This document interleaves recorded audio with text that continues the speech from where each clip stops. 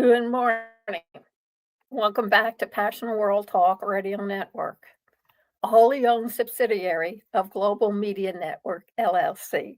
Educate, enlighten, entertain, mindfulness. On today's special report, not that very long actually, from the Washington Post and pretty much posted all over the internet, the current administration orders the government to stop policies and rules he doesn't like.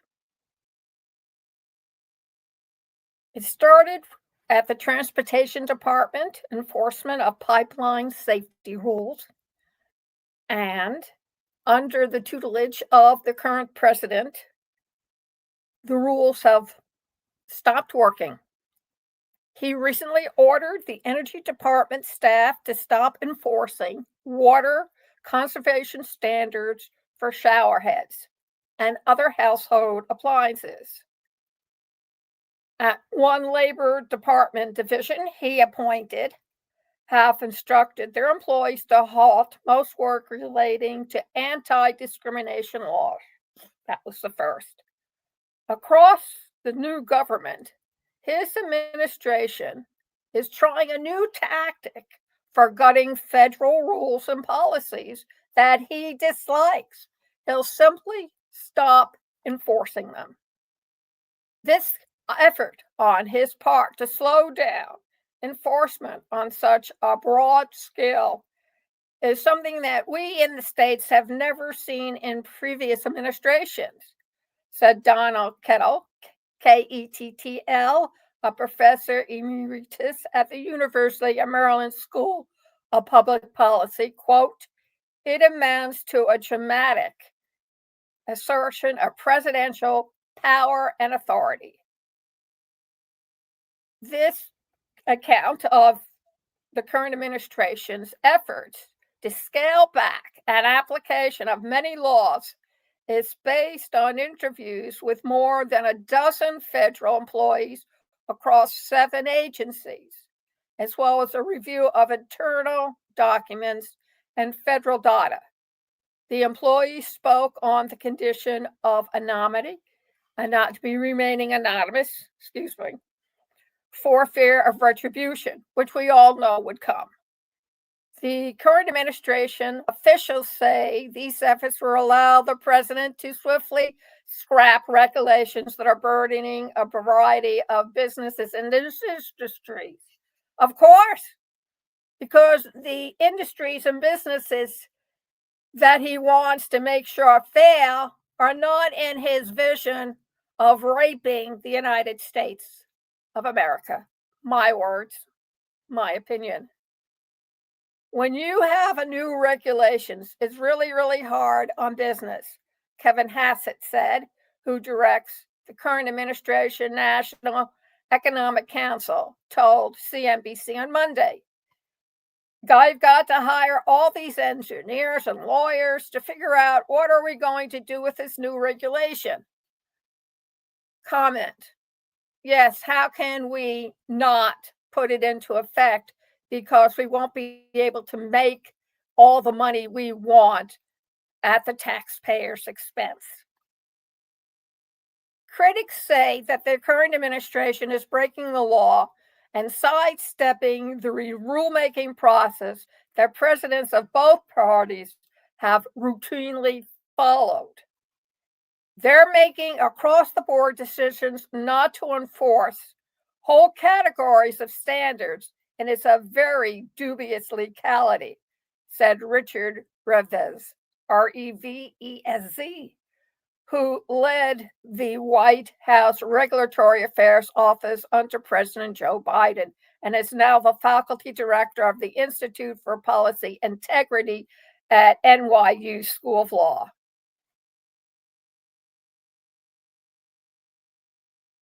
At the Pipeline and Hazardous Materials Safety Administration, a division of the Transportation Department that enforces pipeline safety regulations, officials have opened 5 cases against potential violators of those rules since Mr. President's inauguration. Federal data shows that makes a 95% drop from the 91 cases that PHMSA officials opened in the same period under Biden, as well as 93% drop from the 68 cases in the same period in Mr. President's first term, and a 90% drop from the 52 cases open in that period under former President Biden. It's unclear whether the present administration mass firings have reduced enforcement staff at PHMSA and other safety agencies, but the decline in pipeline cases comes as the transportation of department overhauls its approach to compliance, empowering challenges to enforcement actions on heightening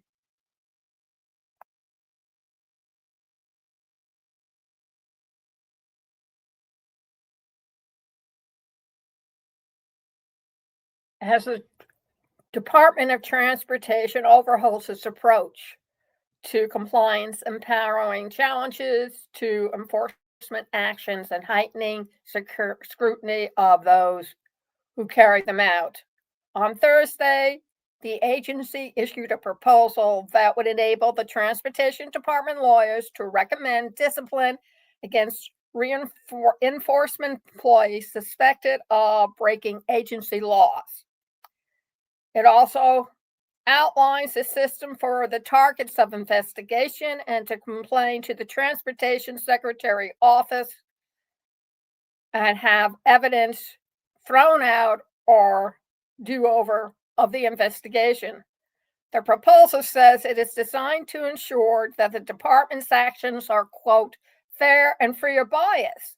But 3 department employees says that the disciplinary provision and other measures in this paper would probably have a chilling effect on enforcement.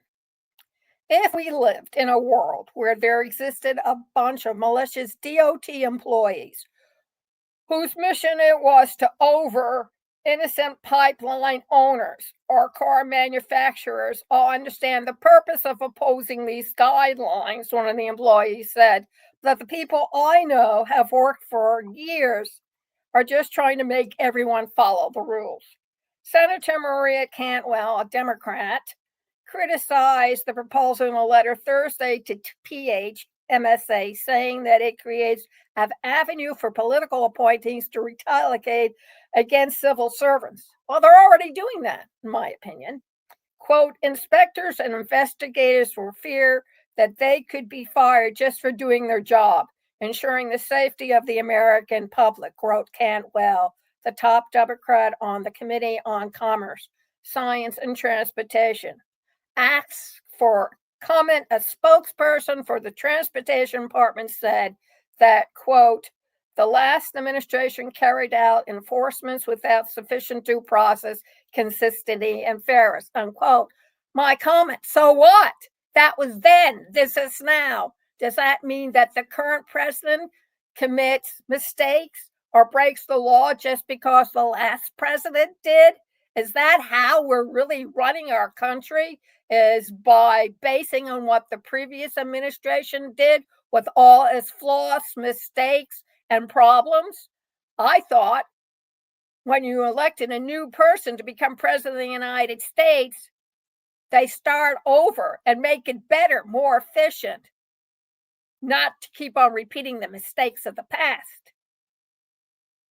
We see it differently, the spokesperson said, adding that the department would focus trucking enforcement efforts on issues such as cargo theft, fraud by brokers, and visa problems.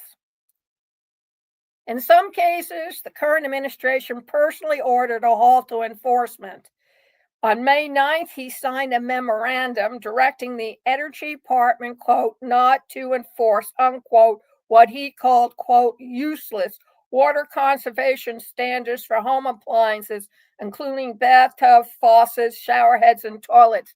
Comment, Mr. President, are you going to explain to the generation of children and grandchildren and great-grandchildren why they don't have safe water to drink, why the air they breathe is now poisonous, that the crops from the breadbasket that formerly fed America is dead?